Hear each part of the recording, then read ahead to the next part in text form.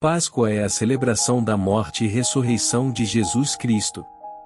A palavra Páscoa originou-se da palavra hebraica Pesach, que significa passagem. Páscoa, então, significa a passagem da morte para a vida. Trata-se da libertação através da morte e ressurreição de Jesus Cristo, que trouxe salvação para todos que creem nele. Então Jesus declarou: Eu sou a ressurreição e a vida. Quem crê em mim, ainda que morra, viverá. João 11:25. Durante muito tempo a tradição da festa da Páscoa continuou viva, para relembrar a libertação de Israel do Egito. A festa da Páscoa deveria ser um memorial para o povo judeu, relembrando da salvação magnífica concedida pelo Senhor. Mas, muito mais que escravidão exterior, a Bíblia apontava para outra terrível prisão, dos pecados que afastam as pessoas de Deus. Por isso, todos os anos cada família deveria se apresentar diante do sacerdote, e oferecer sacrifícios a Deus, para perdão dos pecados. A Páscoa foi ressignificada ao longo da história na Bíblia.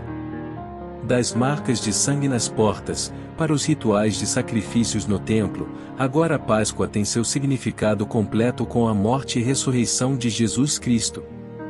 A partir do Novo Testamento, já não seriam necessários sacrifícios anuais de animais. O Filho de Deus cumpriu tudo de uma vez por todas, Hebreus 9:28. Jesus veio para trazer luz resplandecente às nossas trevas. Ele cumpriu esta e mais de 300 outras profecias acerca do Messias. Ele é a luz do mundo, por isso já não precisamos temer a opressão, a morte, o sofrimento e tudo que possa ser tenebroso ao nosso coração. Jesus também viveu dias de angústia e escuridão enquanto esteve na terra.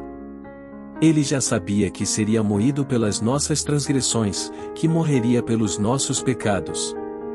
Era o preço a ser pago pelo nosso perdão e salvação.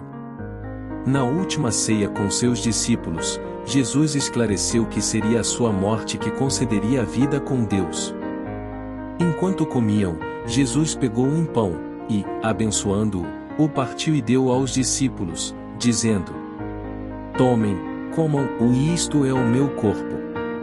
A seguir, Jesus pegou um cálice e, tendo dado graças, o deu aos seus discípulos, dizendo: Bebam todos dele, porque isto é o meu sangue, o sangue da aliança, derramado em favor de muitos, para a remissão de pecados. Mateus 26:26-28. Parece muito contraditório todas as relações que poderíamos extrair do cenário de Cristo padecendo no madeiro. O rei dando a vida no lugar de seus súditos? O bendito tornando-se maldito na cruz? A morte poderia derrotar o Pai da vida? O Senhor dos Senhores seria subjugado pelos servos?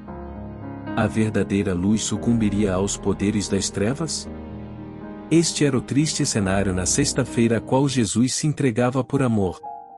Apesar de todos os paradoxos da cruz, Jesus cumpriu o seu plano eterno. Com seu amor incondicional, amou-nos até a morte. Mas, felizmente, a história não acaba aqui. Não acabou naquela triste, escura e dolorosa sexta-feira. Mesmo tendo sofrido tudo, Jesus não deixaria seus discípulos órfãos. Ele não permitiria que a morte e o sofrimento prevalecesse eternamente sobre eles.